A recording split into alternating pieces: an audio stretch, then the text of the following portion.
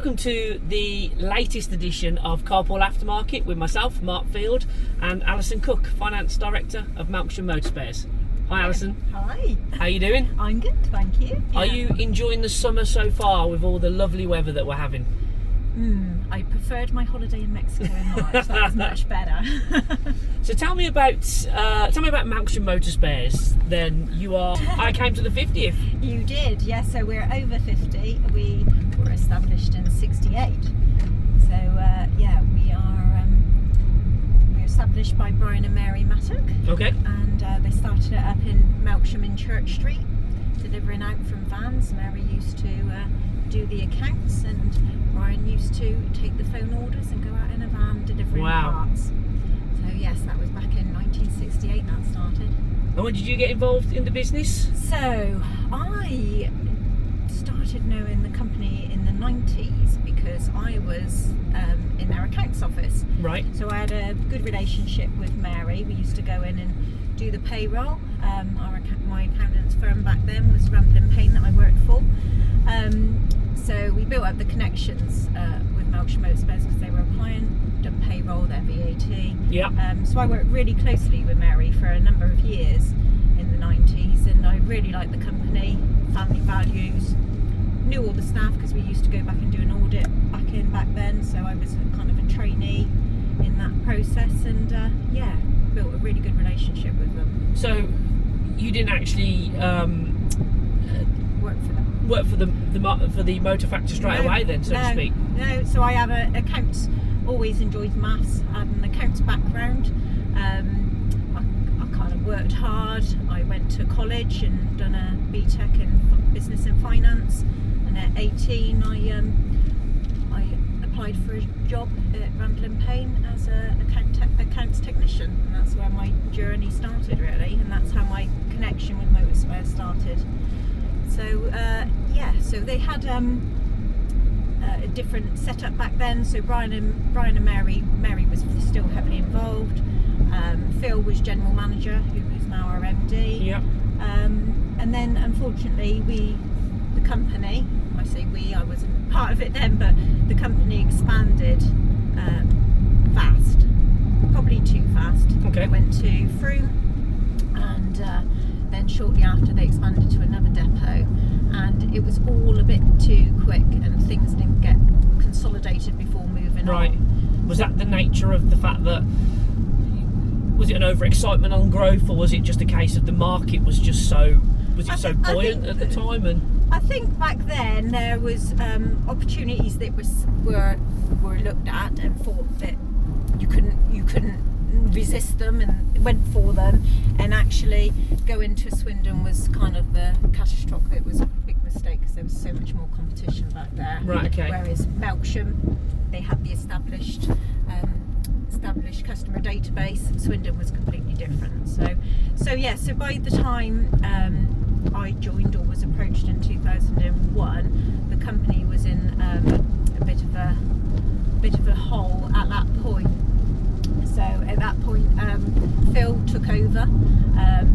The company owed quite a bit of money, and then he approached me to come and work for the company. Mary done the accounts at that point, but only to obviously her skill set only covered so much, and she trusted me to come in to work for them because she was in her 70s and she wanted to trust the person that was going to come in and take over the finances. So that was a big part back then, was the relationship that we had. So, and you stayed true to it. You've looked after the business yourself and Phil, and the business has grown. The business has grown. So there was a lot of tough decisions back in 2001 when it all started. It was awful when you look at it back, and we were in our 20s, and looking back at it, what we had to endure, the money that we owed and had to repay.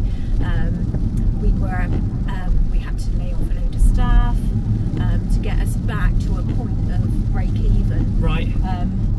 My old boss, actually, somebody who I admired greatly, turned to the company and told us to basically shut the doors at that point.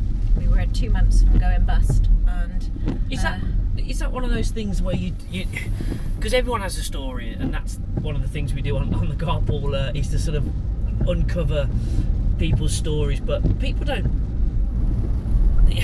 It's always good to go back, isn't it, and look back sometimes and just reflect at the journey of where you've come from, not just the business in 50 years, but you personally, and thinking, wow, you know.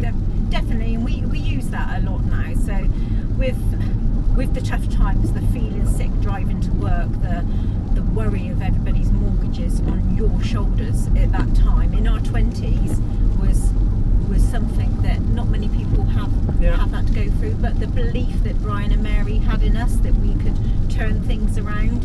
And I can remember Brian saying to me one day, he said, really, you've been given an opportunity here, Alison. And I was thinking, what is he? An opportunity? It's been hell. It's been really, really bad.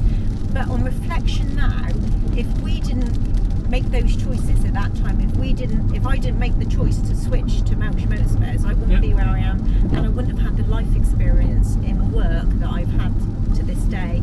And we hold all of those, we made mistakes back in the day, but with all those mistakes that we made, it's a learning opportunity. It really is, and I am grateful that we had that opportunity to build on that, because from that moment we're instilled, and we still look at all of those things today. When we were watching every penny, we still have that tendency to do that now. We don't chuck money at problems, we sort out the problems. So obviously with yourself and Phil, do you still see yourself, I mean, obviously in the finance director role, but I had this conversation when I was speaking at my conference a couple of weeks ago, which was I, and obviously it's different now because I'd have left chief executive, but was I an aftermarket person or was I a media person? Were you a finance person or are you an aftermarket person? Well, have you transgressed to the dark side? I have definitely gone over. I think the thing is I felt that once we get you, you'll never let you go. Yes, I was finance, but there's so many parts of the business that I get involved in that is not normal for a finance director. Right. So I'm very much into the IT and the tech and the efficiencies of the business, which does tie in with the costs. Yep. But I like to see when some tech that's invested. Obviously, we work quite closely with MAM. But when tech's invested and you see what that then brings to the table, and then is an ability to cut your costs, that's what really drives me. Yeah. Not so much doing the finances year after year, the same thing, forecasting, but actually those different things that can make a real difference in the business. So Melksham Motor Spares today then, and I don't want to gloss over the sort of the history or the past in terms of obviously the difficult sort of start where you got involved anyway. Sorry, not necessarily the start of the business, but where does Melksham sit today? What's the sort of the crib sheet of where you are today in terms of how many members of staff, how many vans, that kind of thing? Okay, so we have got 62 members of staff on the payroll. We did actually decrease during COVID. We had a lot of part-time drivers, and they decided, I think there's a point when you come in your life that you don't want to retire, you don't want that to be the end, and that was probably quite an experience for our part-time drivers to see that actually that they could retire and be okay and not need that work. So we reduced down the part-time staff at that point. They naturally retired. So that's sort of staffing levels is around 62. We have been investing in apprentices. I think that is our future, and I think with the sales advisors that we try and get there, it's not something that you wake up one morning when you leave school and think, I want to be a sales advisor and a motor factor. Yeah. So you're reframing the market as well, the business, and this is the thing, Melksham at age 51, 52 now, is different to 56. Yeah. Wow. Time has really passed me by, hasn't it? Yes, 56 years, Mark. 56 years. So we must have met each other about 20 years ago, or at least we'll go back some years. Yeah, well, I met you back very in the early days. That was, I've been in the firm now 23 years. Yeah. So, it's scary where that time's ended. Froome is 25 years old this year. So the staff is 60, 61, 62. we're doing well. We've had years of growth being quite high, and it's really hard to control your costs and your people in that time. So we prefer the slow to have everything in place when we grow. Yes. And this is where the investment in the apprenticeships, if we can get the apprentices now trained in before our sales office feel the pressure of the increase in business, this is the right way to go. And we have got some real good stories of apprentices that we've invested in. Is that that's your biggest challenge and your biggest opportunity then is people? People. Yeah. Our team is amazing. They are what makes Melksham Motorspares. Me and Phil do not have the answers to everything, and I think when you accept that and realise that you've got all these great people with potential who want to give it to you, you've got to take that and you've got to embrace it. And that is our challenge, is that there's people that are putting their hands up and want to do more, and we've got to let them do more. Yeah. And our people are what forms Melksham Motorspares from across the whole board. And in terms of obviously we've just come out of it. It's 4 years now since COVID, and even though it feels like yesterday sometimes, you've obviously had to navigate those difficult sort of chapters in the company's history as well, and how you as a business react to those. Have you seen that market change? I mean, going not just from COVID, but going back from the beginning as well, when you first started, your business is very different. Yes. But also your customers are very different. Your suppliers are very different. They all have different requirements now, and you're speaking to them about different things. So getting to my question, I guess, what type of business do you have to be now, in terms of, do you have to offer more than just the supply of parts? Oh yeah, well we looked at our strapline a few years ago, and we said we are more than just car parts, because we like speaking to our customers and helping them in any way they can, whether it be for them to just have a chat because they've got the everyday stresses. COVID was a good point. I spoke to a lot of suppliers at that time because we just didn't know where it was going to lead us. Back March in 2020, we didn't know what was coming. And then that built our relationships back up with customers where we might not have spent time, but where we have those established relationships, they trust us. They can come to us and ask us a question and use our knowledge to try and help them. I mean, we took on the building next door to main Melksham Motorspares, the training academy, back in 2020, with a vision of what we saw that to be, and we then decided we had to wait with COVID, but at that point it was good because we could use the space to help us.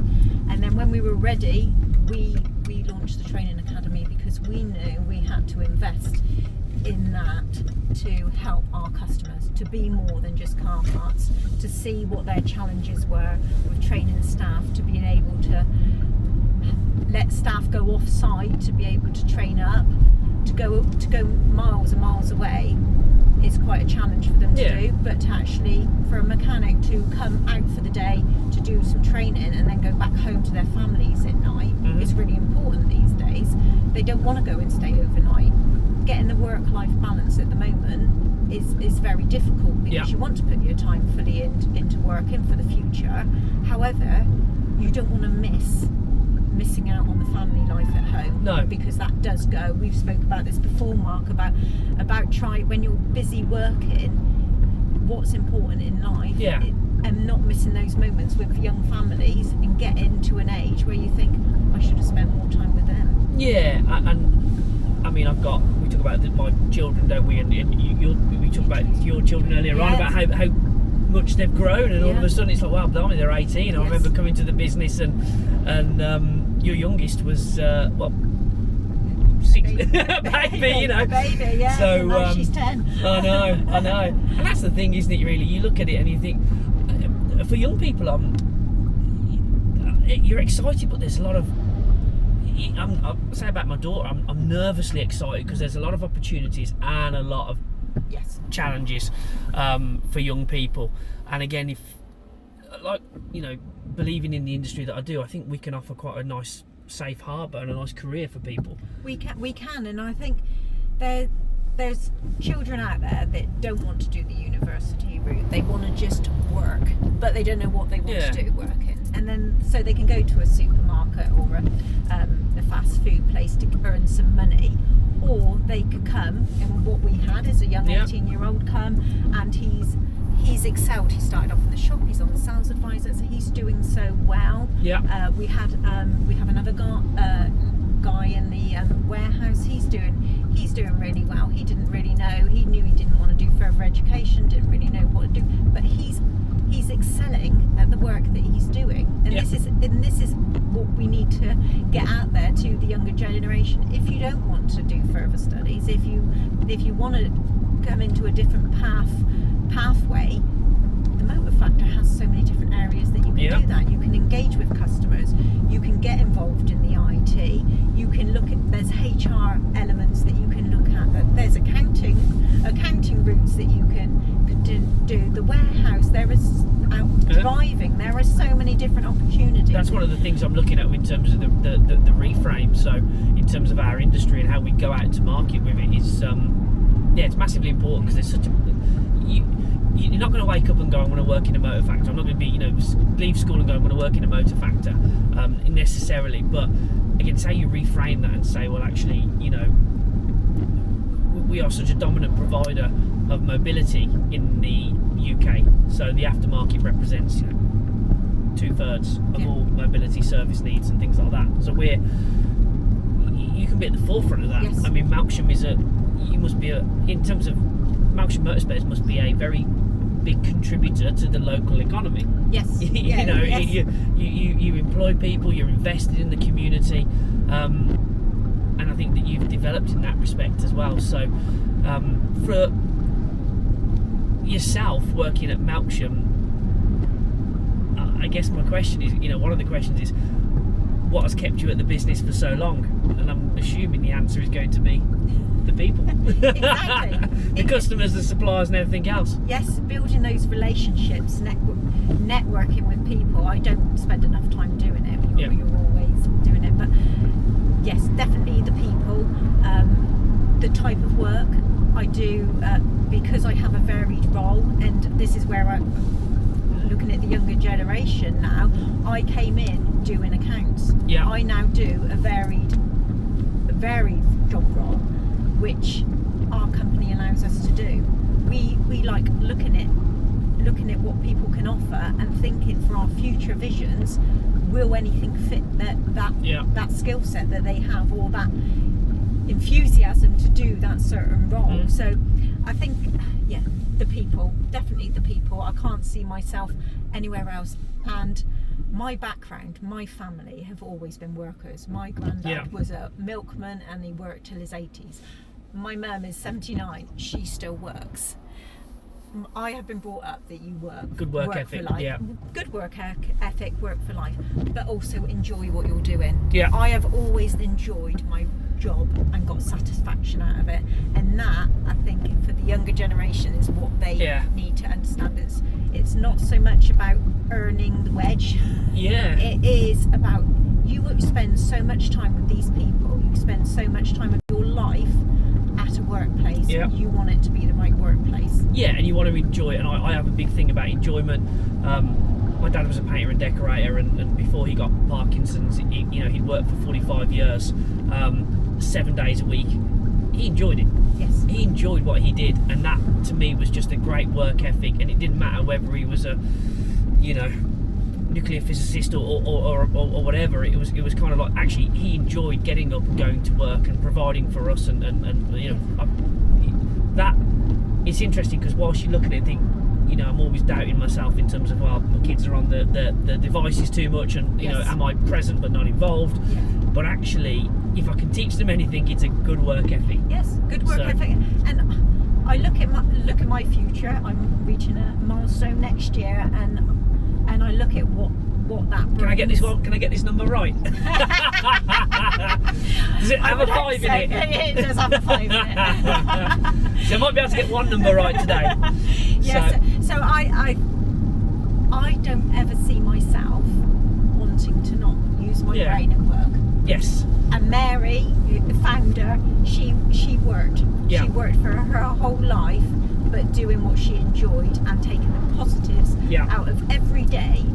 And that's how I see my life going. I cannot see myself stopping at any point and giving up and retiring. No. It is really, really difficult. And of course, as you get older, it gets normal retirement age gets closer, and you think, I don't feel comfortable doing that. So as you are advancing through the years, are you now more Radio 2 then in the car? What does Alison listen to when she's in the car coming to work? Actually, it's on the kids, isn't it? So Ella likes Heart FM, so it's pretty much Heart FM. Or if you keep hanging on to those roots. Yeah, I will. Yeah, not switched over to BBC 2 yet. So the last person who was in your seat, which was actually the golf buggy, which was me, left you a question, which was, what would you say to your 16-year-old self? So what would you say to Alison, aged 16? What would I say? So I am really happy with where I am now. The only things that I would say to younger 16 Alison is your work ethic's built into you. So you work hard. Your family life is built into you. You're very family orientated, so that will naturally happen. These are the cliches of today, but being kind to yourself and not being so self-critical is something that I really struggled with over the years. And being positive and having that positive mindset, which I try to work a lot with Ella. And nowadays I'm trying naturally, if there's something negative happening in your life, try and switch it with a positive. Yeah. And if you make a mistake, think of it as an opportunity. And I think if I had that at 16, I would have spent a lot less years worrying about things in life. Yeah. And I would still be the same person as I am here today, but I would have had less worry and less stress on my life. And probably that is what I would say to my 16-year-old self. And that's not to go out with a degree of overconfidence. It's to be sort of like, just treat yourself, kind and in that respect, because the person you're going to be spending the longest with is you. Yeah. Yes. And to this day, you are your biggest critic. Whatever you do, you are that one that's saying that to you, and to struggle with that day in, day out, and thinking, am I doing the right thing, and the worrying. But I think just the positive mindset, and when you have some negative thoughts coming in, they can really bring you down. Yeah. And realising, I can remember somebody saying to me on my wedding day, take every moment in that day and treasure it. But why don't we do that every day? Yeah. Why do we feel sad on certain days? Because obviously there's things that happen in life that you've got to go through those emotions. But if there's things that you can turn into a positive, so you are not sad and you are enjoying all those moments in your life. Yeah. Because here I am in my late 40s and thinking I've had a really, really good life. How can I change that to be different? And it is about being positive and not spending those days. And you're kind of governed to feel a certain way sometimes, feel sad, things like that, and that's all these outside influences. But that was a great answer to that question. So your responsibilities now is to leave a question for the next person. So I will just do a bit of background why I've come up with this question. So this is one I always answer, by the way. Oh, okay, right. So this is one from my son and my daughter, 8 years apart. They've been in the same primary school. My daughter is in year 5 going into year 6. Her head teacher left back in February, March time. That was also my son's head teacher. Okay. And I didn't want her to leave. I wanted her to stay one more year so that she saw out my daughter. Okay. And she said to me, sometimes a change is good because it opens your eyes. Yeah. So the new head's come in, and I listened to his Meet the Head Teacher speech, and he spoke about values. Yeah. So his first job when he came in was, rather than looking at the disciplinary of the school and just concentrating on the behavioural problems, he wanted to revisit the values of that school. and he didn't decide them himself. He got his teaching staff together with him, and he said, we've got to cover these values in this school. Yeah. To say what are the most important values and what is happening, what do we want our children to live up to with these values, and concentrate on those so that everybody is on the same mindset of these are the values that are really important to us. If something goes wrong, we still go back to those values. Okay. So I asked myself the question, what is my most important value? How I like people to be treating me and how I treat them. My biggest value is respect. So my question to you, Mark, is what's the one value that you think is most important in your life across work and home? You can only choose one value.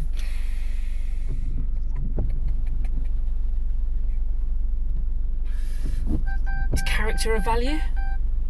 A value is whatever you believe. I'd say character. I think it's who you are and being true to who you are.